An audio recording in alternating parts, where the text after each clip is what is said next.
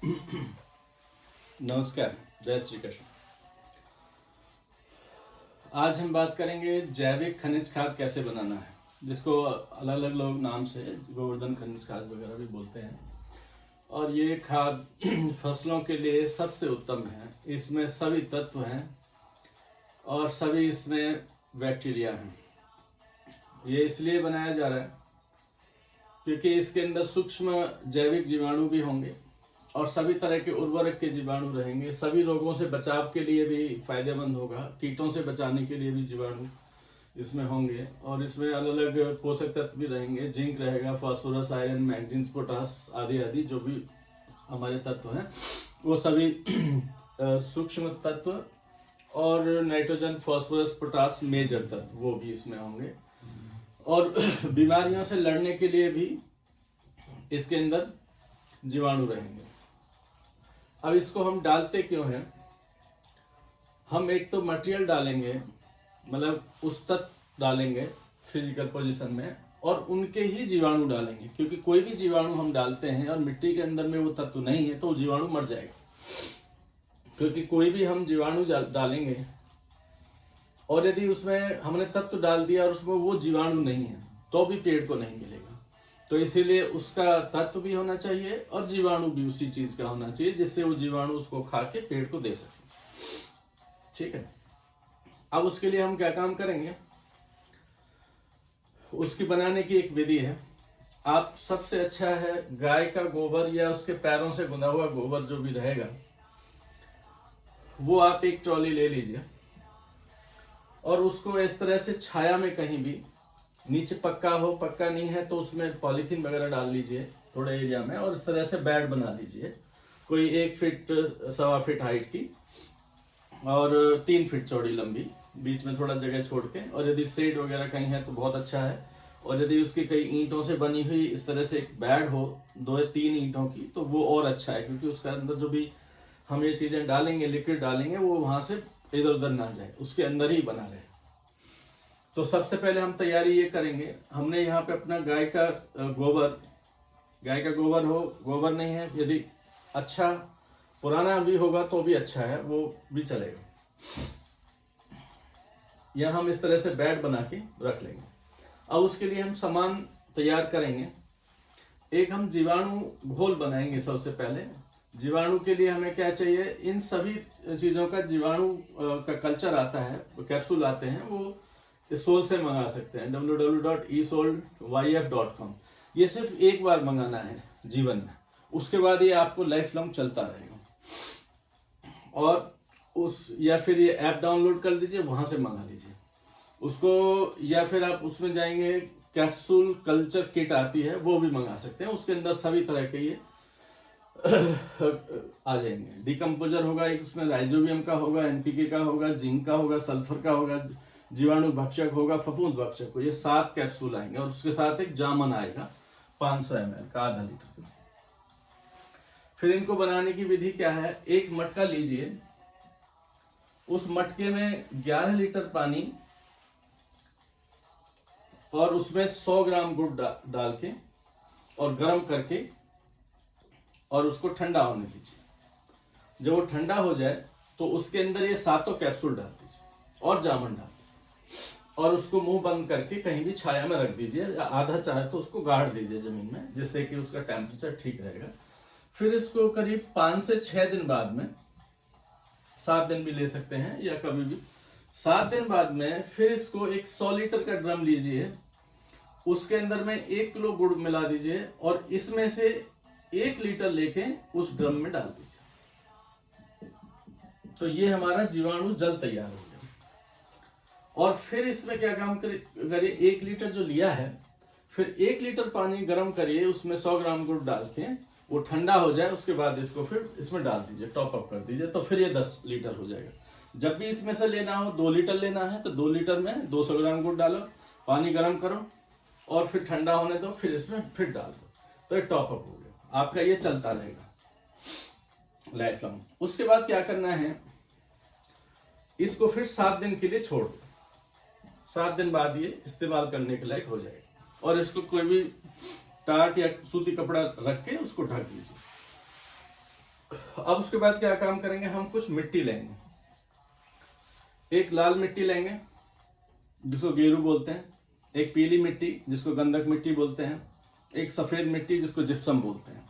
ये हमारा पोटास की पूर्ति करेगी, ये हमारा सल्फर का पूर्ति करेगा, ये फास्फोरस का पूर्ति करेगा। इसको क्या काम करिए, या तो छोटी छोटी हौदी बना लीजिए और या फिर ड्रम ले लीजिए, 100 लीटर में 5 किलो गेरू डाल दीजिए और ढक के छोड़ दीजिए। ये पीली मिट्टी 2 kg ले लीजिए, वो बहुत है। और सफेद मिट्टी 10 किलो ले लीजिए, 100 लीटर में पानी भर के छोड़ दीजिए और उसको कभी कभी चला दीजिए। उसके बाद आगे चलिए, फिर ले लीजिए सेंधा नमक, वो 100 लीटर में 2 किलो डाल के उसको छोड़ दीजिए, 2-3 किलो भी ले सकते हैं, 3 किलो आसपास। फिर लीजिए गाय का गोबर, आपने यहाँ पे लगा ही दिया। फिर चूना लीजिए बिना बुझा हुआ, 100 लीटर में 5 kg डाल दीजिए, वो एक आपका हो गया। उसके बाद में आपको कुछ मिनरल मिक्सचर आपको लेना है माइक्रो न्यूट्रिएंट्स के लिए।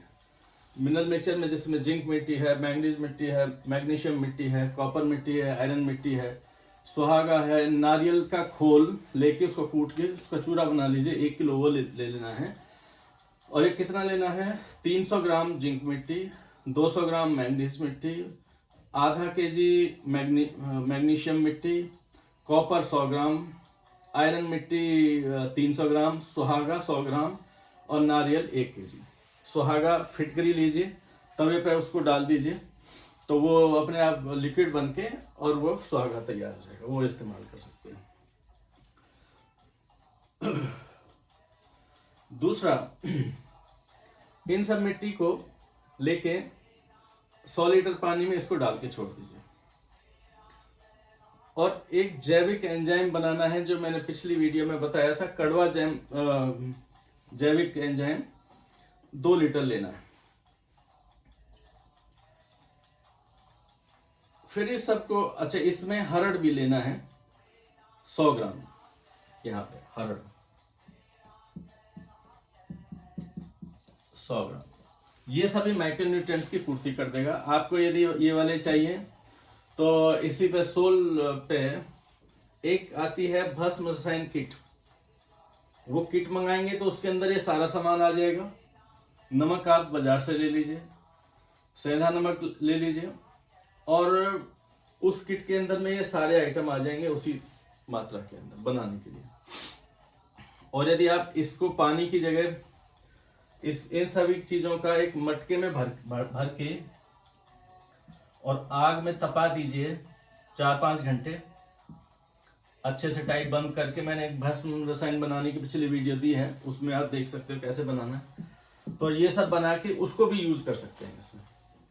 तो वो एक उसमें पानी में डाल के उसको रख लीजिए। जब ये सभी पानी हो जाएगा और ये आपने बैड बना दिया, इस बैड के ऊपर में पूरा इसको छिड़काव कर देना है। इसका 1/3 ये सभी जो भी मिक्सचर बना है, ये बना है, ये जीवाणु घोल बना है, और ये मिक्सचर बना है, सेंधा नमक का बना है, चूने का बना है, और मिनरल मिक्सचर बना है। ये हो गया हमारा 1 नंबर, 2 नंबर, 3 नंबर और 4 नंबर और 5 नंबर। ये 5 चीजें, और छठवां हमारा गाय का गोबर ये हो गया। ये इस तरह से बैट बना सकते हैं, यहाँ से ईंटों पे लगा के या मिट्टी का बना के उसके यहाँ पॉलीथीन ऐसे लगा दीजिए, इसको डाल दीजिए। फिर इसका 1/3 इसके ऊपर छिड़क दीजिए, इसके ऊपर छिड़क दिया और इसको मिक्सिंग कर दीजिए पूरे को।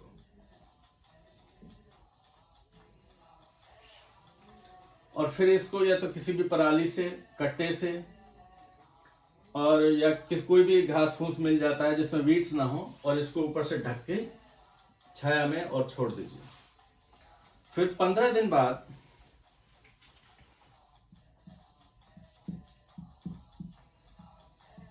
इसकी 1/3 मात्रा फिर इस पर छिड़क देनी है, छिड़कते जाना है और इसकी कटाई कर देनी है, मिक्सिंग कर देना है इसके अंदर पूरा पूरा मिक्सिंग कर दिया। उसके बाद में फिर आपने इसको फिर ढक दिया। फिर उसके 15 दिन बाद तीसरी मात्रा भी इसके ऊपर डालनी है वैसे ही, और फिर इसको बंद करके छोड़ देना। ये उसके बाद में 1 महीने इसको ऐसे ही, ये हमारा हो गया 1 महीना, और फिर 1 महीना और 2 महीने बाद ये हमारा जैविक खनिज खाद बन के तैयार हो जाएगा। और इसको फिर आप ऐसे ही रहने दीजिए, बेशक जब भी इस्तेमाल करना है यहां से निकालिए। कोई भी खेत की बुवाई है उससे पहले, क्योंकि कार्बन की मात्रा भी बढ़ाएगा, उससे पहले आप 25 किलो 50 किलो अपने हिसाब से उसको थोड़ा छिड़क दीजिए, खेतों में जुताई कर दीजिए। उसके बाद जब आपका जुताई हो जाए, और फिर हर 15 दिन बाद में इसको 25 किलो लीजिए, 25-30 किलो, और फिर खेत में छिड़कते चलिए। अच्छा है कि सिंचाई से पहले छिड़क दें। सिंचाई से पहले छिड़केंगे तो ये पानी जाएगा, उसके साथ मिक्स होके फसल को मिल जाएगा। और इसके अंदर सभी तत्व हैं, बीमारी भी नहीं आएगी, कीटनाशक भी नहीं आएंगे, और फफूंद भी नहीं आएगा, कोई भी बीमारी, वायरस का भी नहीं आएगा। क्योंकि जब यदि आयरन की कमी होगी आपके खेत में तो गिडार आएंगी, इल्लियां, जो उसको खाती हैं, पत्तियों को या फलों को खा जाती हैं। सल्फर की कमी होगी तो फंगस आएंगे, जिससे आपके यहाँ सल्फर की पूर्ति हो रही है इससे, तो उससे फंगस की फफूंदी की बीमारियां बहुत सारी आती हैं। वायरस आता है बहुत सारा, तो जिसमें ये जिंक की कमी होती है, और भी बहुत सारे कोई भी तत्व के हिसाब से दूसरी कीट और उसकी कमी को पूरा करता है।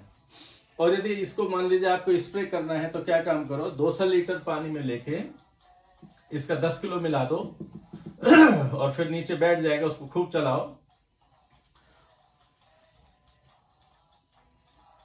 और उसके बाद में फिर इसका स्प्रे कर दीजिए। और यदि आप चाहो तो सिंचाई के साथ डालना है तो इसको फिर सिंचाई के साथ खोल दीजिए, और आपका ये पूर्ति हो जाएगी। ये सबसे अच्छा सोर्स है जैविक खाद बनाने की। वैसे कोशिश करें इसको 3 महीने बाद यदि यूज करते हैं तो ज्यादा अच्छा होगा। बना के छोड़ दीजिए, ज्यादा भी बना सकते हैं इसी हिसाब से, और क्वांटिटी थोड़ी कम ज्यादा भी होती है तो कोई प्रॉब्लम नहीं, बट ये माइक्रोन्यूट्रिएंट्स की और ये जरूर होना चाहिए। और ये जैविक एंजाइम कड़वा बनाने का मैंने विधि बताया था आपको। जैविक एंजाइम बनाने हैं, इसमें आप कोई भी 1 केजी गुड़ और 3 किलो कोई भी फल कड़वा, जिसमें एलोवेरा हो सकता है, नीम की पत्तियां भी हो सकती हैं, नीम की निमोड़ी हो सकती है, और भांग की पत्तियां ले सकते हो, धतूरे की ले सकते हो, तम्बाकू की ले सकते हो, और कच्चे आम भी ले सकते हो, आंवला ले सकते हो, जिससे खट्टा जो रसायन बन जाता है, वो भी इस्तेमाल कर सकते हैं आप इसमें, इसके लिए। तो ये आपका पूरा एक जैविक खाद, खनिज खाद बनाने का मेथड है, और इसको खूब बनाइए, खूब इस्तेमाल करिए। और आप चाहो तो इसको अच्छे से अपने यहाँ बना के इसको बेच भी सकते हो, जिसको सोल पे शायद बिकता है ये गोवर्धन खनिज खाद के नाम से, वो काफ़ी महंगा है। और इसको यदि किसी ने बनाने की ट्रेनिंग लेनी है तो उसकी भी व्यवस्था हो जाएगी, कोई भी आदमी इसको बनाने का मेथड भी सीख सकता है, और इसको अपने बिजनेस के लिए, इसको किसी भी गार्डन में भी यूज़ किया जा सकता है, क्योंकि इसके अंदर वीड्स नहीं होती, माइक्रोन्यूट्रिएंट्स होते हैं सभी जो बहुत सारी हॉर्टिकल्चर की फलों के पेड़ों में देना है, या फूलों का है, या किसी का गार्डन का काम है, लैंडस्केपिंग प्लांटेशन का है, वहाँ घास में देना है, लॉन में देना है, उसके लिए सबसे बेस्ट खाद है। और इससे रिलेटेड कोई कन्फ्यूजन हो तो आप मुझे कमेंट बॉक्स में लिखिए। मेरे नंबर पे आप मैसेज भी कर सकते हैं, 9540071033। ऋषि। जय श्री कृष्ण।